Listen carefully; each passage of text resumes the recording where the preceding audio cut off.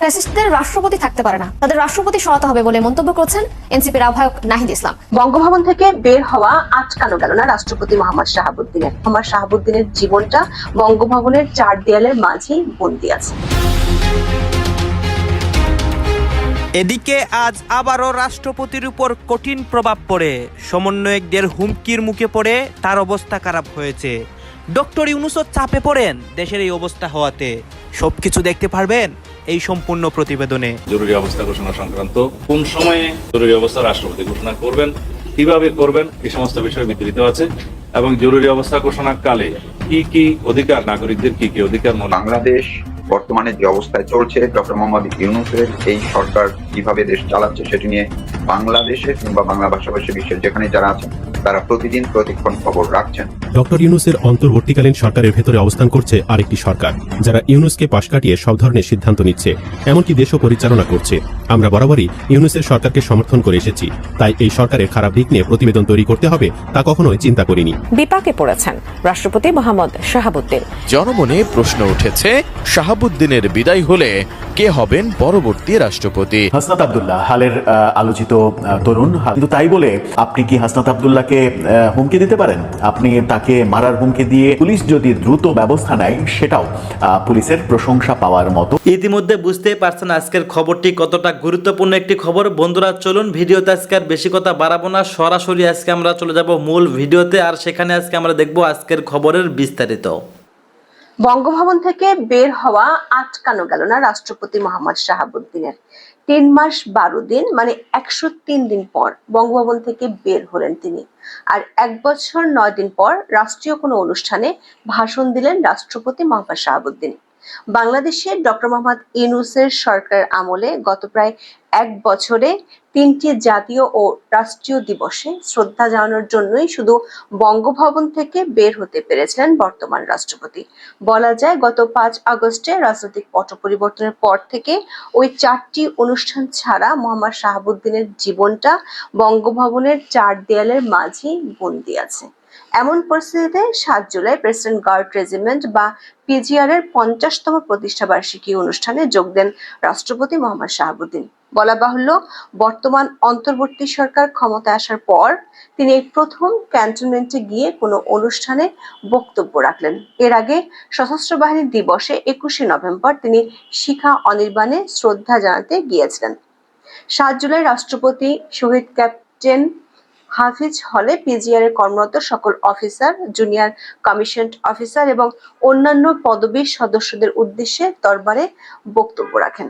আবার এটি ঘটেছে এমন এক পরিস্থিতিতে যখন মাঝে মাঝে রাষ্ট্রপতি শাহাবুদ্দিনের পদত্যাগের সুর সামাজিক মাধ্যমে সরকার সমর্থকদের পক্ষ থেকে ভেসে ওঠে।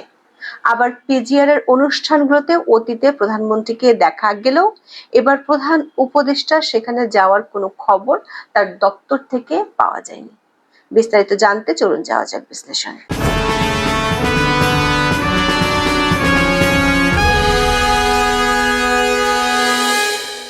আওয়ামী লীগের প্রার্থী হিসেবে 2023 সালের 13 ফেব্রুয়ারি রাষ্ট্রপতি পদে বিনা প্রতিদ্বন্দ্বিতায় নির্বাচিত হয়েছিলেন মোহাম্মদ শাহাবুদ্দিন।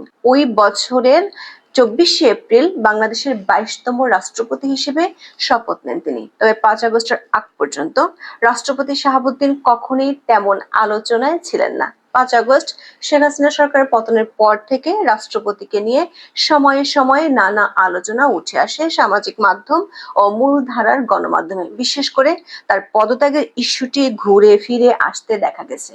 সে থেকে রাষ্ট্রপতি মোহাম্মদ শাহাবুদ্দিন এবং বঙ্গভবনকে ঘিরে মানুষের কৌতূহল আছে, কিন্তু গত 3.5 মাসে রাষ্ট্রপতি কিংবা রাষ্ট্রপতির দপ্তরের কোনো খবর গণমাধ্যমের চোখে পড়েনি।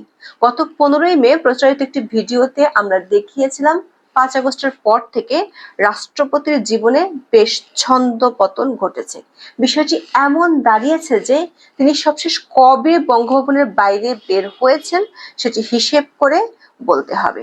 সেই ভিডিওতে আমরা জানিয়েছিলাম গত 4 মাসে অন্তর্বর্তী সরকার রাষ্ট্রপতির অনেক সুবিধাই বাতিল করেছে, বাদ দেওয়া হয়েছে তার প্রেস উইংকে, এমনকি রাষ্ট্রীয় সংবাদ মাধ্যমে রাষ্ট্রপতির খবর প্রকাশে এক ধরনের অলিখিত নিষেধাজ্ঞাই দেওয়া হয়েছে। এমন পরিস্থিতির মধ্যে 7 জুলাই রাষ্ট্রপতি প্রেসিডেন্ট গার্ড রেজিমেন্ট পিজিআর এর 50তম প্রতিষ্ঠা বার্ষিকী অনুষ্ঠানে অংশ নিতে গিয়েছেন ক্যান্টনমেন্টে। আন্তঃবাহিনী জনসংযোগ পরিদপ্তর বা আইএসপিআর এর সংবাদ বিজ্ঞপ্তিতে এই তথ্য জানানো হয়েছে। একাধিক গণমাধ্যমে প্রকাশিত খবরে আইএসপিআর এর বরাত দিয়ে বলা হয়েছে, প্রেসিডেন্ট গার্ড রেজিমেন্ট বা পিজিআর এর সদস্যদের সর্বদা নেতৃত্বের প্রতি অনুগত থেকে অর্পিত দায়িত্ব সুষ্ঠুভাবে পালনের জন্য নির্দেশ দিয়েছেন রাষ্ট্রপতি মোহাম্মদ শাহাবুদ্দিন। 1975 সালের 5 জুলাই স্বাধীন বাংলাদেশে গঠিত হয় প্রেসিডেন্ট গার্ড রেজিমেন্ট। প্রতিষ্ঠার পর থেকে পিজিআর রাষ্ট্রপতির নিরাপত্তা নিশ্চিত করার পাশাপাশি বিভিন্ন রাষ্ট্রীয় অনুষ্ঠানে গুরুত্বপূর্ণ ভূমিকা পালন করে আসছে। গণমাধ্যমগুলোর খবরে বলা হয়েছে, 50তম প্রতিষ্ঠাবার্ষিকী উপলক্ষে রাষ্ট্রপতি মোহাম্মদ শাহাবুদ্দিন সকালে পিজিআর সদর দপ্তরে পৌঁছালে তাকে অভ্যর্থনা জানান সেনাবাহিনী প্রধান জেনারেল ওয়াকারুজ্জামান এবং পিজিআর কমান্ডার। রাষ্ট্রপতি পিজিআর এর কোয়ার্টার গার্ড পরিদর্শন শেষে পরিদর্শন বইয়ে স্বাক্ষর করেন। পাশাপাশি তিনি এই রেজিমেন্টের অফিসার এবং জেসিওদের সঙ্গে কুশলাদি বিনিময় করেন। পিজিআর এর অনুষ্ঠানে সবচেয়ে গুরুত্বপূর্ণ ইভেন্ট হলো রাষ্ট্রপতির দরবার। রাষ্ট্রপতি শাহাবুদ্দিন শহীদ ক্যাপ্টেন হাফিজ আলে পিজিআর এ কর্মরত সব অফিসার, জুনিয়র কমিশনড অফিসার এবং অন্যান্য পদবীর সদস্যদের উদ্দেশ্যে দরবারে বক্তব্য দেন। বক্তব্যের শুরুতে রাষ্ট্রপতি মোহাম্মদ শাহাবুদ্দিন পিজিআর এর সুবর্ণ জয়ন্তী উপলক্ষে সবাইকে তার আন্তরিক মোবারকবাদ ও শুভেচ্ছা জানান। তিনি সশ্রদ্ধ চিত্তে মুক্তিযুদ্ধে আত্মত্যাগকারী বীর শহীদদের পাশাপাশি প্রেসিডেন্ট গার্ড রেজিমেন্টের 5 জন শহীদ সহ সব প্রয়াত সৈনিকদের স্মরণ করেন এবং আত্মার মাগফিরাত কামনা করেন। দরবারে রাষ্ট্রপতি বলেন, পিজিআর সদস্যরা নিষ্ঠা, শৃঙ্খলা এবং পেশাগত দক্ষতার অনন্য নজির স্থাপন করেছে। ভবিষ্যতেও নেতৃত্বের প্রতি সর্বোচ্চ আনুগত্য বজায় রেখে দায়িত্ব পালন করে যেতে হবে। অনুষ্ঠানে নৌবাহিনী প্রধান অ্যাডমিরাল এম নাজমুল হাসান এবং বিমান বাহিনী প্রধান air chief marshal Hasan Mahmud Khan উপস্থিত ছিলেন। এছাড়া সেনাবাহিনীর সিজিএস, পিএসও, এএফজি, সেনাবাহিনী কিউএমজি, রাষ্ট্রপতির কার্যালয়ের জনবিভাগের সচিব, প্রতিরক্ষা সচিব, রাষ্ট্রপতির সামরিক সচিব সহ ঊর্ধ্বতন সামরিক ও অসামরিক কর্মকর্তারা উপস্থিত ছিলেন।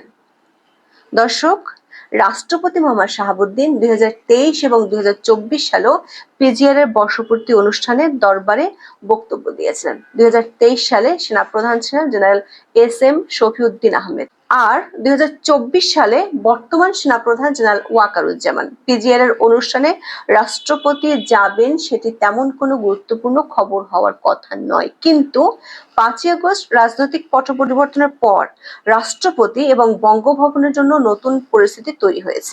সেই প্রেক্ষাপটে রাষ্ট্রপতির বর্তমান অন্তর্বর্তী সরকারের সময় প্রথমবারের মতো ক্যান্টনমেন্টের কোনো অনুষ্ঠানে বক্তব্য রাখা একটি খবরযোগ্য ইস্যুই বটে। কারণ বর্তমান অন্তর্বর্তী সরকার আমলে শুধু রাষ্ট্রীয় দিবসগুলোতে আনুষ্ঠানিকতা পূরণের বাধ্যবাধকতার ক্ষেত্রেই রাষ্ট্রপতি শাহাবুদ্দিন বঙ্গভবনের বাইরে গিয়েছেন। সেগুলো ছিল রাষ্ট্রীয় নিয়ম অনুযায়ী একান্ত পালনীয় কাজ, যেমন 14ই ডিসেম্বর শহীদ বুদ্ধিজীবী দিবস, 16ই ডিসেম্বর বিজয় দিবস এবং 26শে মার্চ স্বাধীনতা দিবসে জাতীয় স্মৃতিসৌধে এবং 21শে ফেব্রুয়ারিতে শহীদ মিনারে শ্রদ্ধা জানাতে গিয়েছিলেন রাষ্ট্রপতি। বর্তমান অন্তর্বর্তী সরকার আমলে রাষ্ট্রপতি এসব দিবস ছাড়া বঙ্গভবনের 4 দেয়ালের মধ্য থেকে বের হননি, বলা ভালো বের হতে পারেননি। তাহলে সব শেষ কবে আসলে রাষ্ট্রপতি কোনো রাষ্ট্রীয় দিবস ছাড়া বঙ্গভবন থেকে বের হয়ে কোনো বক্তব্য দিয়েছিলেন? এসব দিবস ছাড়া রাষ্ট্রপতি সব শেষ বঙ্গভবন থেকে বের হন 11 মাস আগে। 2024 সালের 28শে জুন স্পেশাল সিকিউরিটি ফোর্স বা এসএসএফ এর 38তম প্রতিষ্ঠা বার্ষিকী উদযাপন উপলক্ষে ভাষণ দিতে ঢাকায় বঙ্গবন্ধু আন্তর্জাতিক সম্মেলন কেন্দ্রে গিয়েছিলেন রাষ্ট্রপতি মোহাম্মদ শাহাবুদ্দিন। আর কোনো বেসরকারি অনুষ্ঠানে হাজির থাকার সৌভাগ্য হয়েছিল 1 বছর আগে 2024 সালের মে মাসে। তিনি সবশেষ কোনো বেসরকারি অনুষ্ঠানের দাওয়াতে গিয়েছিলেন। ওই দিন রাজধানীর ওসমানী স্মৃতি মিলনায়তনে 71-এর ঘাতক দালাল নির্মূল কমিটির 8ম জাতীয় সম্মেলনের উদ্বোধনী অনুষ্ঠানে ভাষণ দেন রাষ্ট্রপতি। এর অর্থ হলো গত 1 বছরে রাষ্ট্রপতি কোনো বেসরকারি অনুষ্ঠানে অংশ নেননি। আর 1 বছর পর রাষ্ট্রপতি ক্যান্টনমেন্টে গিয়ে তার বক্তব্য দিলেন। এমনকি প্রধান উপদেষ্টা ডক্টর ইউনূস জাতীয় ঈদগাহে নামাজ পড়লেও রাষ্ট্রপতি শাহাবুদ্দিন ঈদগাহে নামাজ পড়তে যেতে পারেননি। অথচ রাষ্ট্রপতি হওয়ার পর থেকে তিনি এর আগের 2 ঈদের প্রতিটি জামাত পড়তেন জাতীয় ঈদগাহে। তবে 5 আগস্টের পর সে আচারের ব্যত্যয় ঘটে এবার। শুধু তাই নয়, অন্তর্বর্তী সরকার বর্তমান রাষ্ট্রপতির বেশ কিছু সুবিধা বাতিল করেছে বা সীমিত করেছে। তার মধ্যে সবচেয়ে উল্লেখযোগ্য হলো রাষ্ট্রপতির প্রেস উইং বিলুপ্ত করা। গত জানুয়ারি পর্যন্ত রাষ্ট্রপতির একজন প্রেস সচিব ছিল একটি প্রেস উইং। সে উইং এ রাষ্ট্রীয় গণমাধ্যমগুলো এবং ইউএনবি থেকে সাংবাদিক যুক্ত করা হতো, কিন্তু এখন রাষ্ট্রপতির জন্য কোনো প্রেস উইং নেই। বঙ্গভবনে একাধিক সূত্র বলছে, বিদেশি কোনো অতিথি গেলে রাষ্ট্রপতির অন্য কর্মকর্তাদের মোবাইল ক্যামেরা দিয়ে ছবি তোলা হয়। আর 29শে জানুয়ারির পর থেকে রাষ্ট্রপতির দপ্তর থেকে সংবাদ মাধ্যমগুলোতে কোনো প্রেস বিজ্ঞপ্তি পাঠানো হয়নি। রাষ্ট্রপতি মোহাম্মদ শাহাবুদ্দিনকে নিয়ে রাষ্ট্রীয় সংবাদ সংস্থা বাসসে প্রকাশিত সবশেষ খবরটি 4.5 মাস আগে। 7 জুলাই পিজিআর এর অনুষ্ঠানের খবরটিও রাষ্ট্রপতির দপ্তরের ওয়েবসাইটে নেই, কারণ বঙ্গভবনের আইটি শাখার সিস্টেম অ্যানালিস্টকে সরিয়ে দিয়েছে অন্তর্বর্তী সরকার।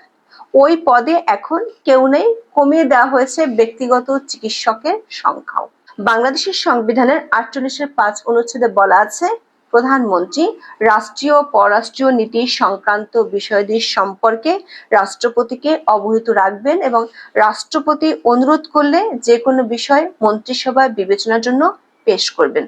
এই ধারা অনুযায়ী বিদেশ সফর শেষে বাংলাদেশের প্রধানমন্ত্রী কিংবা প্রধান উপদেষ্টারা রাষ্ট্রপতির সাথে সাক্ষাৎ করতে যেতেন। কিন্তু বর্তমান অন্তর্বর্তী সরকারের প্রধান উপদেষ্টা অধ্যাপক মোহাম্মদ ইউনূস 11 মাসে 11টি দেশ সফর করে ফেলেছেন, তবে কখনোই যাননি বঙ্গভবনে। তিনি প্রধান উপদেষ্টা হওয়ার পর যে 6 বার বঙ্গভবনে গিয়েছেন, প্রতিবারই ছিল তার উপদেষ্টা পরিষদের সদস্যদের শপথ পাঠ অনুষ্ঠান। এমনকি বিগত সরকারগুলোর সময় রাষ্ট্রপতি ও প্রধানমন্ত্রীকে একসাথে রাষ্ট্রীয় দিবসগুলোতে সম্মান জানাতে দেখা যেত, কিন্তু গত 26শে মার্চ কিংবা 16ই ডিসেম্বরের চিত্র ছিল বিপরীত। গত বছর 19শে অক্টোবর দৈনিক মানবজমিনের রাজনৈতিক ম্যাগাজিন জনতার চোখে উনি কিছুই বলে গেলেন না শিরোনামে একটি প্রতিবেদন প্রকাশিত হয়। ওই প্রতিবেদনে বলা হয়, রাষ্ট্রপতি বলেছিলেন তার কাছে সাবেক প্রধানমন্ত্রী শেখ হাসিনার পদত্যাগপত্র নেই। এ নিয়ে আইন উপদেষ্টা রাষ্ট্রপতি মিথ্যাচার করেছিলেন বলে মন্তব্য করেছেন। এ নিয়ে রাষ্ট্রপতির দপ্তর থেকে দেয়া হয় বিজ্ঞপ্তি।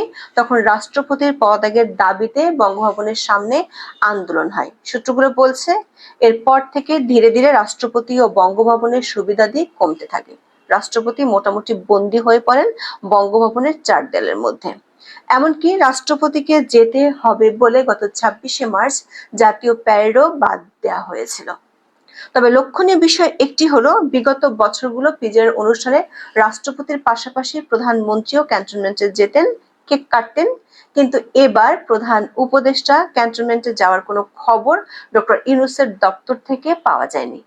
কেন তিনি যাননি সেটি নিয়ে কোনো ব্যাখ্যাও পাওয়া যায়নি। গত মে মাসে সেনা সদরে অনুষ্ঠিত দরবার নিয়ে বাংলাদেশের গণমাধ্যমগুলোতে বেশ কিছু খবর প্রকাশিত হয়। বিশেষ করে করিডোর ও নির্বাচন ইস্যুতে সেনা কর্মকর্তারা সরকারের পক্ষে নয়, দেশের মানুষের পক্ষে মত দিয়েছিল। তারপর থেকে জনশ্রুতি আছে, জাহাঙ্গীর গেট থেকে যমুনার দূরত্ব বাড়ছে। আবার যমুনার সাথে যে বঙ্গভবনের দূরত্ব আছে সেটিও স্পষ্ট। এখন দেখার বিষয়, এসব দূরত্ব কতটা দ্রুত ঘুচে নাকি নতুন কোনো মোড় নেয়। এখন এ পর্যন্ত। ধন্যবাদ প্রিয় দর্শকবৃন্দ, আমাদের ফুল ভিডিওটি দেখার জন্য আপনাকে জানাই অসংখ্য অসংখ্য ধন্যবাদ। তো বন্ধুরা, আজকের এই নিউজটি দেখে আপনাদের কি মতামত অবশ্যই কমেন্ট বক্সে কমেন্ট করতে ভুলবেন না। আর হ্যাঁ, এমন নিত্য নতুন আপডেট খবর সবার আগে পেতে চাইলে এখনই আমাদের এই পিচ্চি সাকিব ইউটিউব চ্যানেলটি সাবস্ক্রাইব করুন। ধন্যবাদ।